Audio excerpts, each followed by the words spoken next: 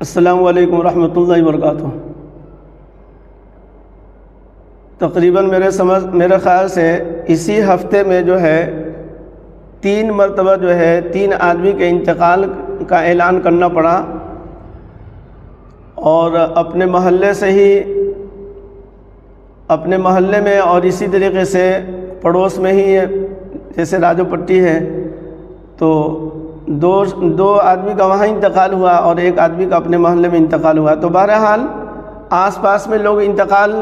کرتے ہیں تو مسجدوں سے اعلان ہوتا ہے۔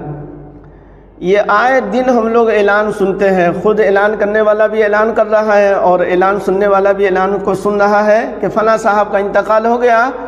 اور فلاں وقت میں ہے، ان کی جنازے کی نماز ہے، آپ تمام لوگوں سے درخواست ہے کہ جنازے میں شرکت فرمائیں۔ کبھی کبھی آدمی کو جو ہے اس اعلان کے اوپر آدمی کو غور کرنی چاہیے۔ فوراً آدمی پوچھے گا، فوراً اگر بات نہیں سمجھ میں آئی، اعلان میں ان کا نام نہیں سمجھ میں آیا تو فوراً فون کر کے لوگ پوچھیں گے کہ بھائی سمجھ میں نہیں آیا۔ واقعتاً کبھی ہو سکتا ہے کہ آواز کبھی جو ہے آواز نام نہ سمجھ میں آئے۔ تو ایک بات جو ہے جس طریقے سے ہم لوگ فکر کرتے ہیں، سوچتے ہیں اور معلوم کرتے ہیں کہ کس آدمی کا انتقال ہو گیا، اسی طریقے سے ہم آپ لوگوں سے یہ کہنا چاہ رہے ہیں، کبھی کبھی جو ہے اپنے بارے میں بھی جب بھی اعلان ہو تو کبھی اپنے بارے میں اس بات کا بھی خیال کر لینی چاہیے کہ آج نہ کل ایسے ہی امام صاحب، مولانا صاحب ہمارے لیے بھی مسجد سے ایسے ہی ہمارا اعلان ہوگا۔ تو جب بات کبھی یہ دل میں آئے گی، کبھی یہ بات خیال میں، جب آپ کے یہ بات جو ہے کبھی یہ بات آپ کے ذہن میں آئے گی، جب بات کبھی یہ سوچیں گے کہ کبھی میرا بھی اعلان ایسے ہی مسجد سے کیا جائے گا کہ میرا نام لیا جائے گا کہ فلاں صاحب کا انتقال ہو گیا ہے، انا للہ و انا الیہ راجعون، تو اس وقت میرا کیا حال ہوگا؟ یعنی جب میرا انتقال ہو جائے گا تو پھر میرا کیا ہوگا؟ یہ مسئلہ جو ہے دوسرے کا سوچ چھوڑ دیجئے، اپنا کیا ہوگا؟ تو اگر ہر آدمی اپنی موت ہفتے میں، مہینے میں، 15 دن پر اعلان ہوتا ہی ہے، اگر کبھی نہیں تو کم سے کم جب بھی اعلان ہو اور اس بات کو سوچ لیا جائے کہ اگر جس صاحب کا بھی اعلان ہوا ہے اس کی جگہ میرا اگر اعلان ہوگا تو پھر میرا کیا ہوگا؟ تو میرا کیا ہوگا، یہی سوال جو ہے آپ کو جو ہے انشاءاللہ نیکی پر آپ کو ابھاڑے گا، گناہوں سے بچنے کے اوپر جو ہے یہی اعلان جو ہے آپ کی مدد کرے گا کہ نہیں بھائی، ہمیں بھی مرنا ہے، ہمیں بھی دنیا چھوڑ کر کے جانا ہے، ہمیں بھی موت آئے گی، ہمیں بھی دنیا چھوڑ کر کے جو ہے اس دنیا میں یعنی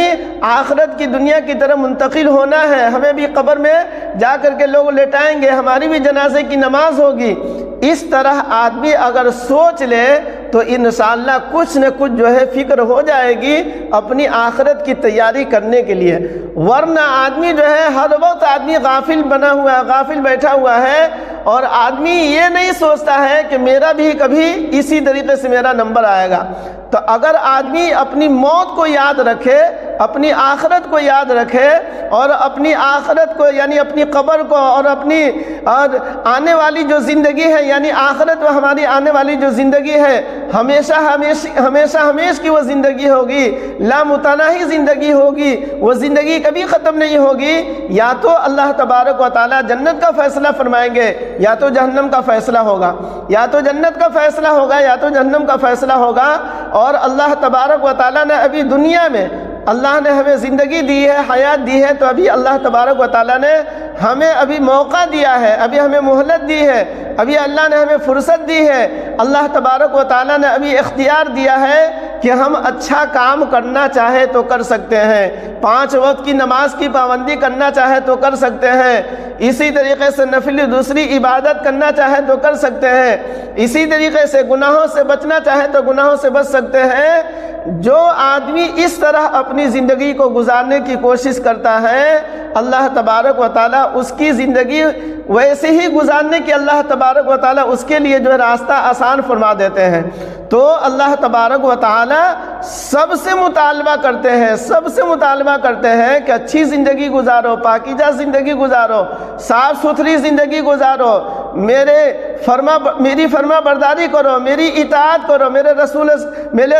رسول پاک صلی اللہ علیہ وسلم کی اتباع کرو۔ اسی میں تمہاری کامیابی ہے، اسی میں دنیا اور آخرت کی کامیابی ہے۔ غلط طریقے سے اگر تم زندگی گزارو گے، شراب میں، جوا میں، نشے میں، اور اسی طریقے سے سود میں، اور پتہ نہیں دنیا میں بے شمار گناہ ہیں، غلط چیزوں میں اگر تم زندگی گزارو گے تو ویسی بھی تمہاری زندگی گزرے گی۔ اگر ایسے زندگی گزارو گے تو ایسی بھی تمہاری زندگی گزرے گی، یعنی صحیح طریقے سے زندگی گزارو گے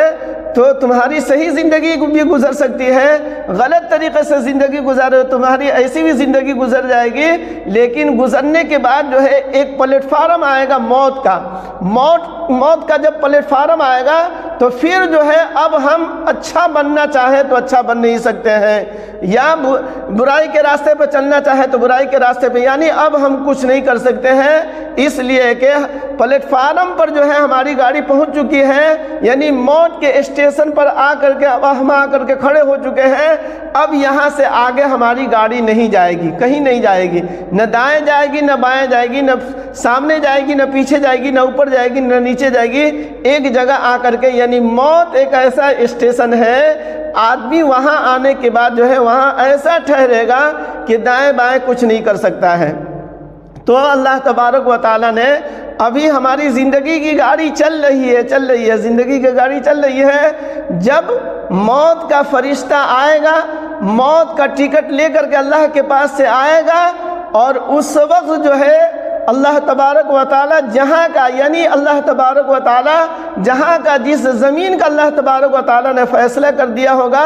اسی زمین کا وہی ٹکڑا جو ہے ہمارا آخری پلیٹ فارم ہوگا، اسٹیشن ہوگا، اور وہیں پر فرشتہ جو ہے اسٹاپ کر دے گا، یعنی ہماری روح کو نکال لے گا۔ پھر اس کے بعد ہم لوگ کچھ نہیں کر سکتے ہیں۔ تو اللہ تبارک و تعالیٰ نے ہمیں اور آپ کو اللہ نے مہلت دی ہے، اس مہلت کو غنیمت جانے، اس فرصت کے وقت کو جو ہے غنیمت جانے، اور اس سے زیادہ فائدہ اٹھانے کی کوشش کریں۔ اللہ کے رسول پاک صلی اللہ علیہ وسلم کے فرمان کے مطابق، آپ صلی اللہ علیہ وسلم کے قول کے مطابق، عقل مند آدمی وہ ہے، ہوشیار آدمی وہ ہے، سمجھدار آدمی وہ ہے، چاق و چوبند آدمی وہ ہے جو مرنے سے پہلے مرنے کی تیاری کر لے۔ اگر موت کی تیاری کچھ نہیں ہے،